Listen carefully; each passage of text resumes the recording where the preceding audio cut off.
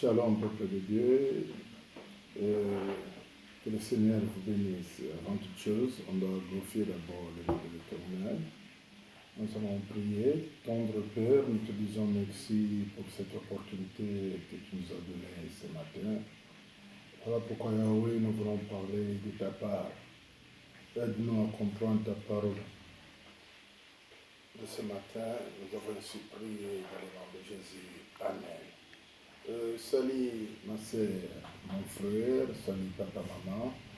Aujourd'hui, nous voulons parler de notre thème que Dieu nous a donné cet avant-midi, la force de la promesse de Dieu. Nous voulons parler ici de la force de la promesse de Dieu.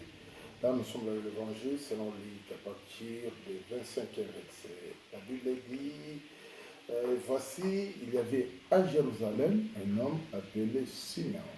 Cet homme était juste et pieux, il attendait la consolation d'Israël et le Saint-Esprit était sur lui. Il avait été divinement averti par le Saint-Esprit qu'il ne mourra point avant d'avoir vu le Christ du Seigneur. Il vient au temple, poussé par l'Esprit, et comme le parent apportait le petit enfant Jésus pour accomplir à son égard ce qu'ordonnait la loi, il le reçut dans ses bras et lui dit, maintenant, Seigneur, tu laisses ton serviteur s'en aller en paix selon ta parole, car mes yeux ont vu ton salut. Là, je viens de lire l'évangile de Luc, chapitre 2, 25e verset. Là, on parle de Simeon. La Bible dit, cet homme était juste et pieux. Alors, ce qui m'intéresse, la Bible parle, il attendait la consolation d'Israël. Et le Saint-Esprit était sur lui. Là, je voulais un peu éclairer quelque chose. Cet homme était juste et pieux. La première des choses que Dieu veut dans notre vie, d'être d'abord juste. Tu peux être bishop, archevêque, je ne sais pas, apôtre, évangéliste, mais on doit d'abord retrouver dans ta vie la justice.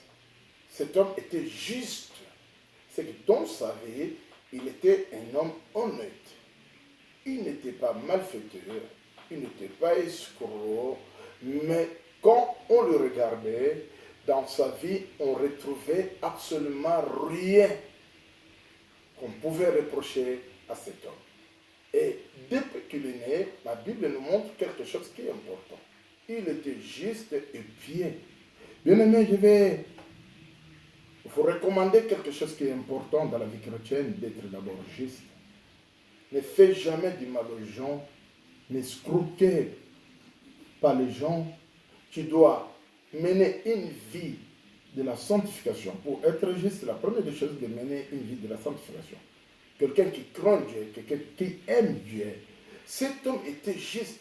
Ça veut dire, lui-même, il a fait l'effort de garder au moins sa nature d'être juste. Son nom, c'est Simeon. Mais ce qui m'intéresse, la façon dont la Bible nous explique que le Messie était d'abord juste. Mon frère, ma soeur, pour notre première partie de notre mission, je voulais te demander quelque chose d'être juste. Tu dois respecter les gens. Montre aux gens que réellement tu es chrétien. Tu dois montrer aux gens que réellement tu crains l'Éternel. Et je te dirais, si tu es juste, tu ne vas rien regretter.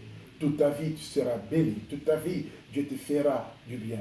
Voilà pourquoi, dans notre première partie, c'est votre humble serviteur, le bishop Eric Mutombo Big Mahano. Je voulais te